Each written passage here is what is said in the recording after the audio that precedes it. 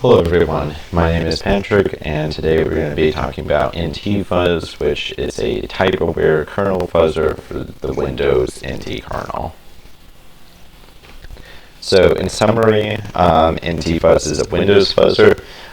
This is not a new concept, but what's new about this is that it relies on type information to guide its mutations, and this is important because type information is not always provided in Windows.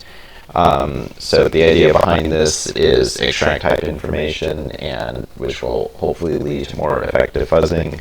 And the authors do this by using static binary analysis. So let's dive in and explore a few core background concepts first. So fuzzing. Fuzzing is a type of program testing. It works by supplying random inputs to a binary to find crashes. And the idea behind this is, on one hand, crashes are annoying and inconvenient, but on the other hand, they can lead to data loss and major security vulnerabilities. And the big strength of fuzzing is it's a form of program testing, but it's another form of program testing, which allows you to catch edge cases that your normal unit testing or other kinds of unit testing will not catch. In order to understand NTFUZZ, we need to kind of understand the high-level fuzzing types. On one end, you have black box fuzzing, which is when you have no knowledge of the underlying program. You're just fuzzing the binary. You have no idea what the code looks like that made up that binary. On the other end of that spectrum, you have white box fuzzing, which is where you have full access to the source code, and you can do things to the source code to help guide the fuzzer through different paths and get a better understanding of what exactly causes the crashes. Gray box fuzzing is kind of in the middle of that. You'll have access to some of the source code, but not others. For example, you may have access to your program source code, of course, but you may be using like a proprietary library, and you don't have access to that. So if you're fuzzing that, then you can find, like a relationship between your program and the proprietary library that could cause security vulnerabilities, just stuff like that. So why would you want to fuzz an OS? So the OS is the most central piece of the computer system. If this part fails, everything else fails. And a good analogy for this is a car. If you look at the image here on the right, the chassis would be like your hardware. And then the body would be like the applications that you run on top of your OS, your browser, your email client, your web server, whatever. The engine, the transmission, the brakes, this would be like the OS, because this is fundamentally what makes the car go. It's the most important part of your car. If your radio or your air conditioner breaks, it's not a big deal. It's annoying, but not deadly. It's something you can deal with. If your engine breaks down, or your transmission breaks down, or your brakes fail, this could potentially be, at best, very inconvenient. You could be left stranded somewhere, or it could be deadly if you have something like your brakes go on the highway. So this part of the car is the part that you want to be as sure as possible that it's going to be stable and reliable and work properly. And same goes with the OS. That is the part of the computer that you want to be secure because it controls so much. And as we said, OS is the centerpiece of the computer. Crashes, when an OS crashes, most of the time, hopefully, it's just inconvenient. You're doing something, it crashes, you get the blue screen of death, you restart everything, everything's fine. But if you've used computers for a while, you know that's not always the case. Sometimes a crash can cause stuff on your disk to be corrupted, you may lose work, and stuff like that. but more importantly, an OS crash could open the door to huge security vulnerabilities. And over the years, there's been many instances of crashes being a pathway for a malicious actor to gain access to stuff that they should not be getting access to. So, OS fuzzing is not a new thing. It's been around for a while, but most OS fuzzing works on Linux. And a big part of this is that Linux is open source, everything's documented. Even if you do black box fuzzing on Linux, because the code is open source, you can usually figure out kind of what went wrong. And Linux is crucial to the internet. Huge part of the internet runs on Linux, so there's a very good reason for it. But most end users use Windows or Mac, and both of these systems are also very crucial to just technology as a whole. So much of the world also runs on just Windows alone. So if a problem is found on Windows, that can have huge consequences, as the CrowdStrike fiasco a few years ago highlights. But there's a problem with that, and Windows and Mac are both closed source, so this makes it really challenging to fuzz them and to really inspect the code. With that out of the way, let's get into the background. So, how do we fuzz an OS? Fuzzing in an OS occurs through the system calls. The system calls are the entry point into the kernel. This is the mechanism by which programs interact with the kernel and ask for resources. So, for example, you could have like a program, maybe Microsoft Word, you open that up, it's running.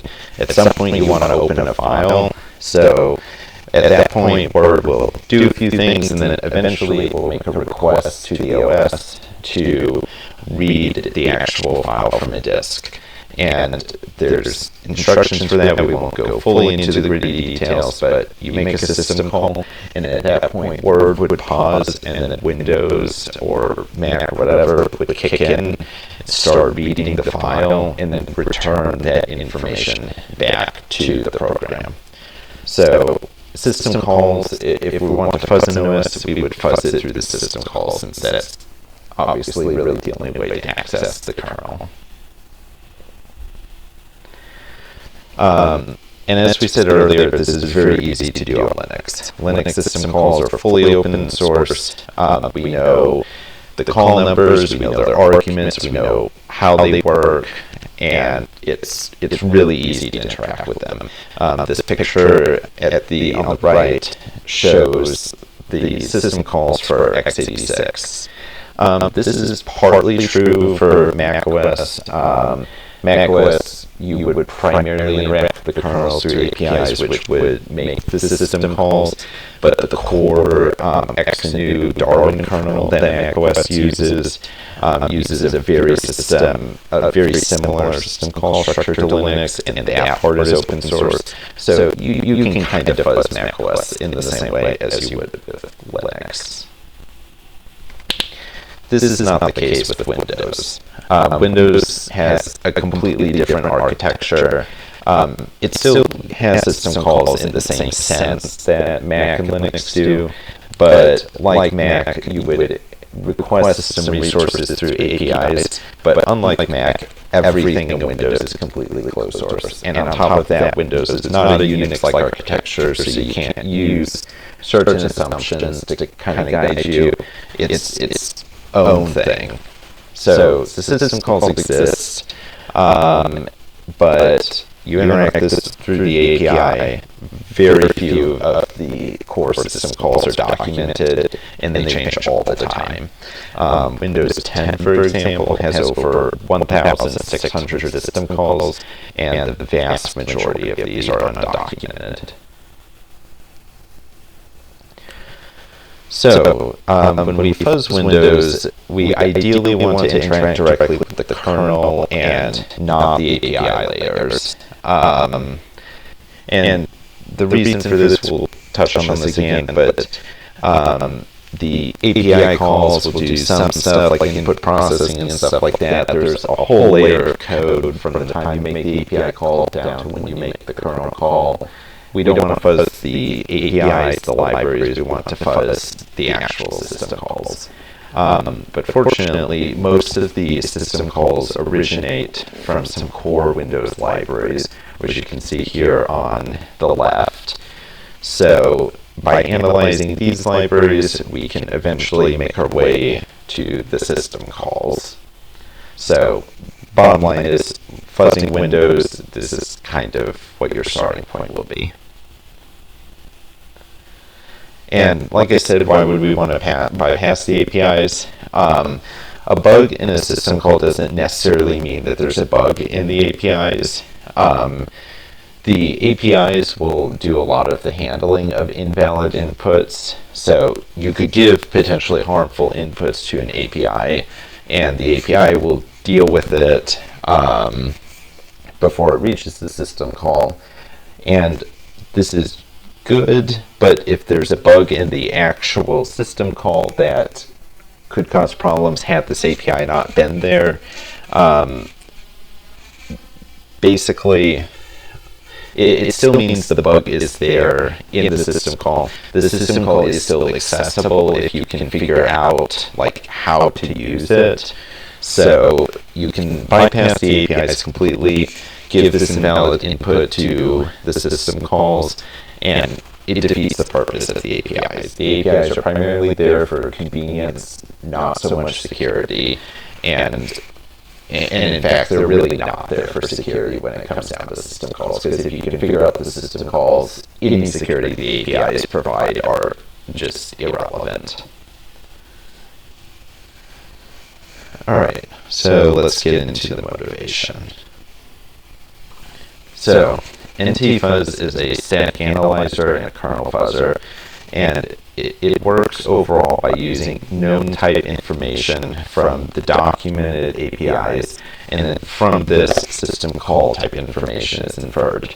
And by using this information, we can fuzz the system calls directly in hopes of finding crashes and problems within the kernel. So from a high level, the static analyzer uses control flow information and documented API information about the system libraries. The control flow data is used to analyze the arguments and the return types of each function within the hierarchy. And this part is modular to allow us to reuse functions that we have figured out the types for and reduce overhead as we make our way further down the tree to find the system call. As to the design in detail, our static analyzer is composed of the following, the three components: the front end, the modular analyzer, and the type infer. The front end parses the binaries into an intermediate representation. And keep in mind here that since Windows is closed source, we have no source code that we can use. The best we can do is by using the underlying assembly from the binaries, and that is what we're extracting our type information from. And in order to do that, the front end will first raise the assembly up into like an intermediate form that we can attach some semantic information to and do some basic semantic analysis. And to do this, a library called B2R2 is used. And for NTFUZZ, functions are the main focus of this, and a control flow graph is ultimately constructed based on this information between functions and system calls to get the final output. And this front end will also parse the documented functions from the Windows 10 SDK. So basically, the documented APIs that programs would use to ultimately get to the system calls. Excuse me.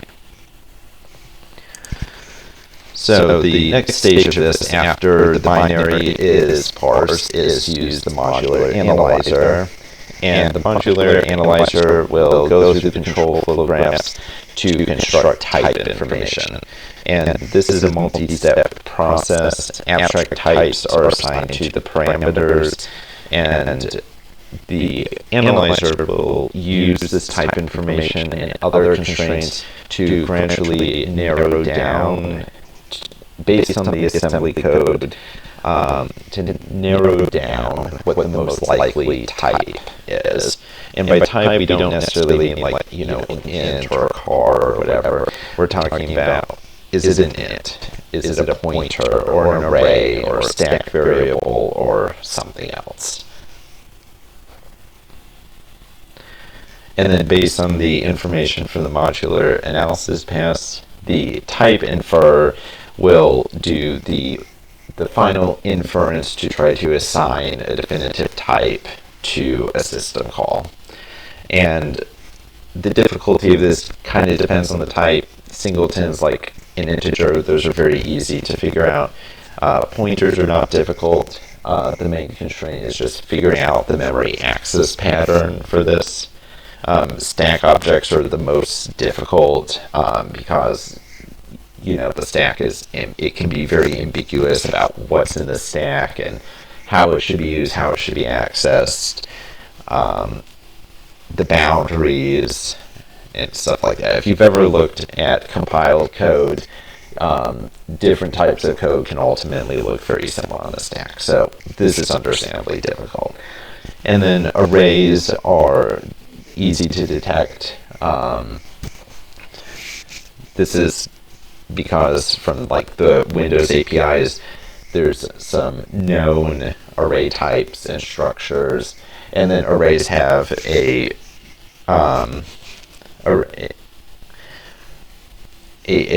known access pattern, a repeatable access pattern.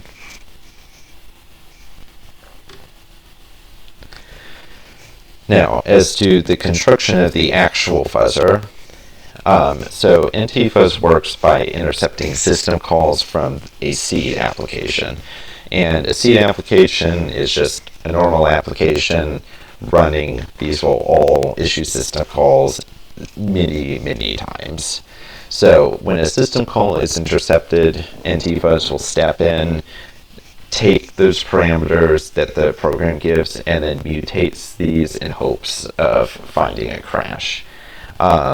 Since this is Windows, of course, tons of stuff is done through the GUI, so a GUI proxy is used to just control movements and generate different random combinations of inputs. And as to how it hooks this, I found this very interesting. On Windows, there's a mechanism, a structure called the System Service Descriptor Table, and what this is it connects like a system call to an address in the library. So by basically placing yourself in the middle of this, you can intercept a system call coming from an application, do something to it, and then send it to the original address provided by the default service descriptor table. And I put a screenshot that I could find of kind of what this looks like. And as a side note, this is only possible on the 32-bit x86 Windows. This is not allowed in later version of Windows for probably potentially obvious reasons. This could be a huge security vulnerability. Now, as for the mutation part of the fuzzer, mutations are based on the type information gathered and assigned by the static analyzer. NTFUZZ mutates integers, strings, structs, and pointers. Integers, this is standard fuzzing, bit flips and stuff like that. For strings, arrays, and structures, they'll change and mutate elements within these structures. In arrays, random elements may be changed, or individual elements may be mutated. Pointers are dereferenced until a mutable type is encountered. Sorry. Now, another feature of NTFUZZ is lazy mutations.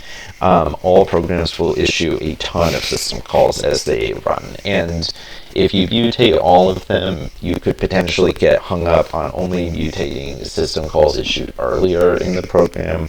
So the idea behind lazy mutation is that when a seed application starts, you'll hold off on mutating a system call until some other random point in the program, and the idea is that as you run the seed application multiple times, you'll hopefully get a fairly even distribution of the system calls that you end up fuzzing, and this allows deeper paths into the kernel to be explored and more unique hidden crashes to be discovered. And then as far as running this and detecting crashes, since this is the OS, it's a little bit harder to deal with the effects of a crash.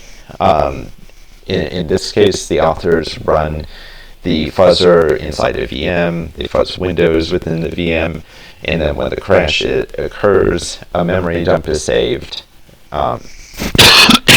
Excuse me.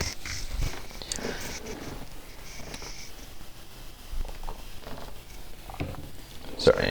So when a crash occurs, the memory dump from that crash is saved, the VM will reboot, and then information about that crash is sent back to the host machine for processing and whatnot. And then if you're curious about what this was implemented in, the static analyzer was implemented in F#, largely because B2R2 was written in F#. The GUI harness was written in Python, and NTFUZZ itself, since it's using the service descriptor table, that had to be written as a kernel driver, and this was written mostly in C++. Alright, let's talk about the evaluation. So, as far as their experimental setup went, they did a couple of different experiments. The first one was testing the scalability and the usefulness of the static analyzer. For this, they just used a fairly beefy desktop workstation. For the actual fuzzing, they had two setups. All of this was done in VMs, but their initial testing was done on an older version of Windows. And the idea behind this is to find known bugs and vulnerabilities to see if the fuzzer is able to actually find them. And once they confirm that the fuzzer is able to find known bugs, they use VMs with the latest version of Windows in hopes of finding new bugs. All these were run on dedicated server machines. Each VM had 4 gigs of memory. As far as the seed applications went, they used a fairly diverse array of applications like PowerPoint, a Unity sample, application, a PDF reader, WordPad. The full list that they give is here. So the first test they did is the static analysis evaluation, and the idea behind this was to test the performance of the static analyzer and to test its ability to find the necessary type information from the system calls. And much of this part of the evaluation was done against documented system calls, and the parameter for this evaluation is this NSE that you see here in the graphs.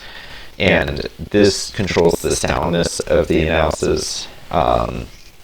Since we're doing binary analysis, we cannot assign type information with 100% accuracy. Ultimately, the best the static analyzer can do is look at the given information that it has in the assembly, work backwards based on the constraints, and then if it's able to assign a type with a high degree of confidence, it does so. And this NSE parameter controls the soundness of the analysis, basically how how confident should the static analyzer be in assigning a type as the most likely type? And the authors ultimately found that 69% was the most effective parameter, but it was also expensive in terms of performance, so they ultimately settled on 50% for performance. And this percentage means that 69% or 50% of the system call arguments encountered have a type that was assigned to it with a high degree of confidence, and that type can be mutated. And 50% may not sound high, but that's really high if you think about all the number of system calls and the variety of system calls issued as our seed applications are running. Mutation probability, this is just an evaluation of the lazy mutation strategy that we discussed earlier. This was just a simple experiment to explore the effect of different probability values and the number of crashes that were detected. The type probability explores the impact of type awareness on the number of crashes and unique crashes. And the idea behind this was, does knowing the type of a system call improve the ability to mutate and find crashes? This was done on the core NTFUZZ, one with the static type analysis attached to it and one without. And as you probably expect, having type awareness helps a lot in detecting crashes. And then finally, the big test, the big question is, can this approach find real and unique bugs? And this evaluation, this was the real world bug testing. The tests were run for 48 hours on each seed application, and this test was repeated several times. And the results were compared to two other fuzzers that could do Windows system call fuzzing. And again, this means directly fuzzing the system calls, not just throwing stuff at the APIs. And as you can see from this table, NTFUZZ was able to find significantly more bugs than the other two fuzzers that could do this similar type of system call fuzzing.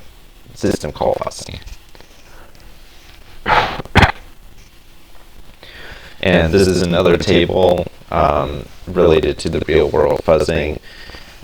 This lists the bugs that it found. Some of them were fixed by the time the paper was published. Few others were not, but as you can see, it was able to find a fair amount of interesting bugs, a fairly wide variety.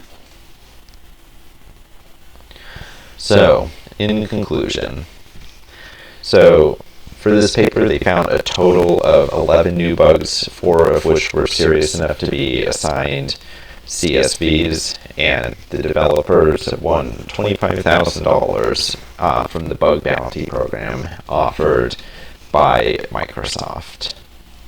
And as you can imagine from this shows that NTFUZZ with the type awareness component was a very effective way to fuzz, and based on known type information to narrow down your approach to find more insidious and hidden bugs. And it seems to have been a successful approach. So, thank you very much. That is the end of the presentation.